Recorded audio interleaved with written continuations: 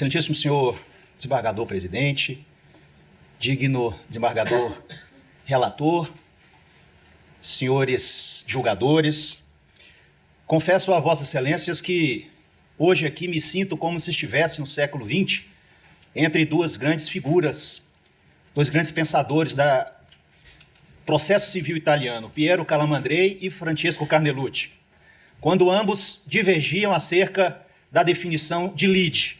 Enquanto Carnelucci entendia a lide como um conflito de interesse qualificado, portanto, uma pretensão resistida, Piero Calamandrei, por sua vez, lide seria um conflito moldado pelas partes.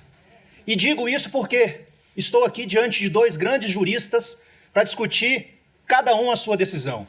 Trata-se de embargos infringentes, onde a decisão proferida pelo então relator, Dr. Dalu, era no sentido de manter uma sentença condenatória. Por outro lado, naquela mesma Câmara, divergiu Sua Excelência o desembargador Sival, no sentido de absolver a acusada. Então, são dois grandes julgadores que respeito muito, porém, só tenho que tensionar a entender pela assertividade da decisão proferida ou pelo voto proferido divergente e minoritário da lavra do desembargador Sival. Por isso fiz a comparação no início da fala. E aqui inicio a minha fala, a vossas excelências, trazendo uma sinopse rápida, efetivamente rápida, do caso concreto. A denúncia, embora ela não tenha imputado à acusada imprudência, negligência ou imperícia, o que levaria até a sua inépcia, ela trouxe uma narrativa fática no sentido de que a embargante, ao conduzir um veículo automotor em alta velocidade, sob o efeito de álcool, atropelou uma ciclista que trafegava regularmente, ocasionando-lhe a morte, de acordo com o que se extrai da denúncia. Esse, portanto, em síntese, é o fato. Ela foi condenada em primeiro grau, esse defensor técnico ingressou nos autos na fase recursal, e ao ingressar nos autos na fase recursal, juntou um documento importante na movimentação 140. E neste documento, e sob este documento, se fiou o desembargador Sival quando proferiu seu voto absolutório. Mas antes de falar especificamente nessa concepção absolutória, gostaria que Vossas Excelências se atentassem para um trecho da sentença, onde o magistrado entendeu pela culpa da embargante, nos seguintes termos, e farei uma pausa em algumas expressões, porque são expressões subjetivas que levaram ao entendimento condenatório. Assim decidiu o magistrado Acó na sentença, abro aspas. No que diz respeito à dinâmica do acidente, portanto, nós estamos tratando de dinâmica do acidente, o bombeiro Rodrigo, responsável pelo atendimento à vítima, declarou que a mesma foi arremessada a uma distância de aproximadamente 10 a 15 metros, vírgula, um indicativo de que o veículo estava em alta velocidade. E prosseguiu Sua Excelência. Além disso, afirmou que não havia sinais de frenagens na pista, o que reforça a hipótese de que a acusada não teve tempo ou reflexo para tentar evitar o impacto, devido à alteração de suas capacidades psicomotoras pelo álcool. Prossegue Sua Excelência. A testemunha Valdemir também declarou que a vítima foi arremessada a uma longa distância, vírgula, evidenciando a violência do impacto e sugerindo que a condutora estava acima do limite permitido para a via. E prossegue.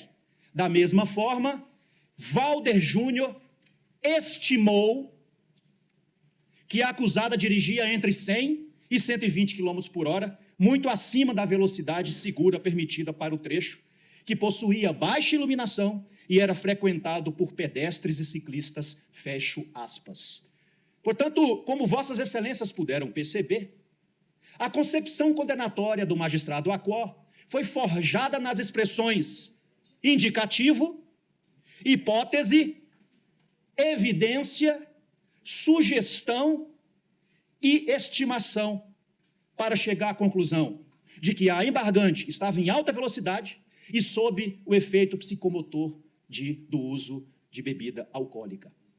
O voto divergente de Sua Excelência, o desembargador Sival, foi num sentido diametralmente oposto, e assim o fez com base em argumentação técnica trazida pela defesa. Infelizmente, alguns crimes de trânsito não recebem a atenção devida do Estado. Quando ocorrido o acidente, não houve preservação do local do fato, não houve o recolhimento de vestígios importantes, não houve realização de perícia, reconstituição, nada, absolutamente nada, tecnicamente foi aferível para se firmar a culpa, seja na modalidade de imprudência, negligência ou imperícia, ou mesmo a alta velocidade, e muito menos o estado etílico em que se encontrava a condutora do veículo, para uma condenação tão grave como a dos presentes autos. E a sentença, não obstante essas expressões altamente subjetivas, consignou expressamente que a apuração de elementos como a posição exata do impacto, a velocidade aproximada do veículo e a presença de sinais de frenagens não se fazia presentes nos autos. Parece que ela foi até contraditória. Ao mesmo tempo em que consigna não haver elementos relevantes para se aferir a velocidade e as demais circunstâncias da dinâmica do fato, por outro, se apega em depoimentos com alto grau de subjetividades para se firmar exatamente aquilo que deveria ser firmado por uma prova técnica. Mas essa ausência estatal de produção de prova técnica não pode convolar em culpa. A perda de uma chance na produção da prova não pode assejar automaticamente na culpa da acusada, com base em extrações e ilações meramente testemunhais. Não houve, por exemplo, a análise técnica de uma velocidade, do ponto de impacto, trajetória, frenagem, distância de projeção, visibilidade, possibilidade de reação e outras grandezas físicas que deveriam ser submetidas a cálculos matemáticos, cálculos físicos e uma reconstrução científica da dinâmica do fato. A defesa ficou de mãos atadas. E aí, o que aconteceu? Foi juntado na movimentação 140 um parecer subscrito por 2 peritas do Instituto de Criminalística, onde elas dissecam com todas as letras científicas que não restou demonstrada a dinâmica do fato narrado na denúncia. Não se foi permitido, por exemplo, estabelecer as medições que sustentaram as conclusões da sentença com base em depoimentos de achismos. Não se ficou estabelecido onde estaria o ponto exato do impacto, nem o ponto exato do impacto se foi possível atestar, onde as marcas de frenagens estariam documentadas, onde as posições finais dos veículos bicicleta e automóvel estariam posicionadas. E os registros dos danos e os cálculos de velocidade.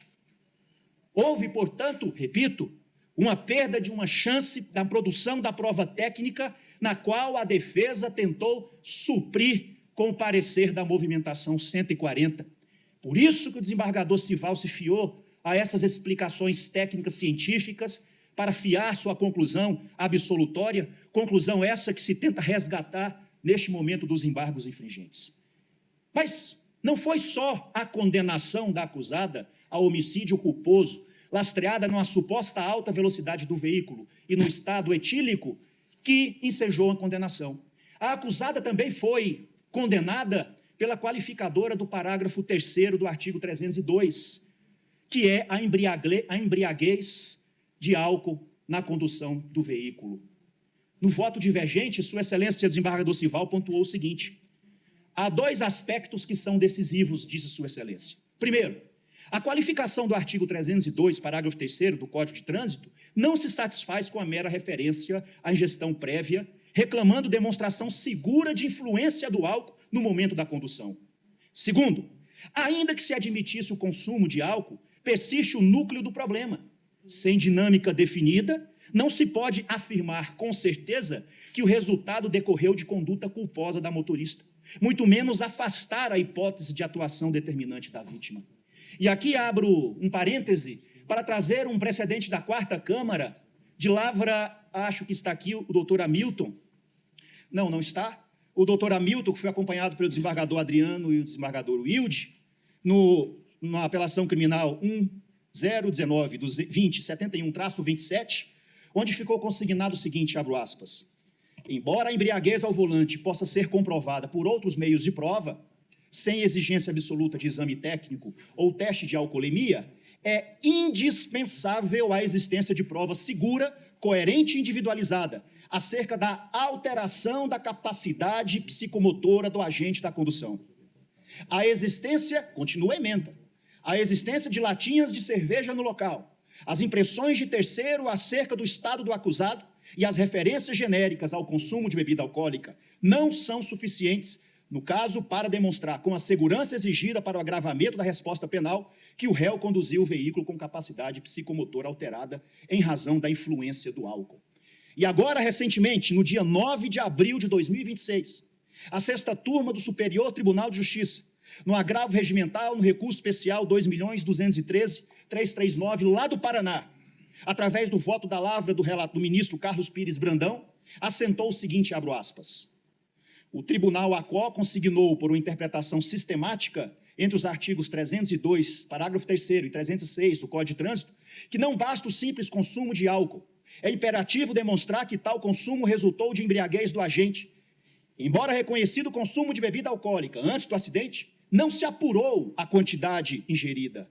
A interpretação sistemática adotada pelo tribunal de origem, e aí o STJ estava mantendo a decisão de origem, que afastou a qualificadora, harmoniza a leitura do tipo qualificado com o conjunto normativo que disciplina a comprovação da influência do álcool no âmbito do direito de trânsito. E o Código de Trânsito brasileiro fixa o padrão objetivo para a constatação dessa alteração psicomotora. Portanto, a alteração do estado psicomotor do condutor do veículo haveria de ser efetivamente demonstrado. E, por fim, a acusada também foi condenada por inovação artificiosa, está no artigo 312 do Código de Trânsito brasileiro, que é inovar artificiosamente os objetos envolvidos no fato. O voto do relator fiou-se em 2 depoimentos testemunhais, no seguinte sentido, segundo o voto do relator, que aqui se questiona com todas as vênias. A testemunha Valdemir relatou em juízo que populares estavam lá, relataram que ela tinha, a acusada, tirado o carro do local do acidente e colocado em outro local. Disse Sua Excelência, o relator da LU. De igual modo, consignou o relator. A testemunha Delacy afirmou em juízo que ouviu dizer que a prefeita da cidade teria ordenado retirar a caminhonete do local, embora não tenha escutado pessoalmente essa ordem. Não presenciou discussões, confrontos, apenas a indignação pelo ocorrido. E aí, com base nesses 2 depoimentos, entendeu-se que a embargante teria alterado o local dos fatos e condenado por alteração artificiosa. Então, senhores julgadores, por essas razões, o que se pede aqui é o provimento desses embargos infringentes, a fim de resgatar o voto minoritário proferido pelo desembargador Sival, no sentido de absolver a acusada nos termos ali expostos.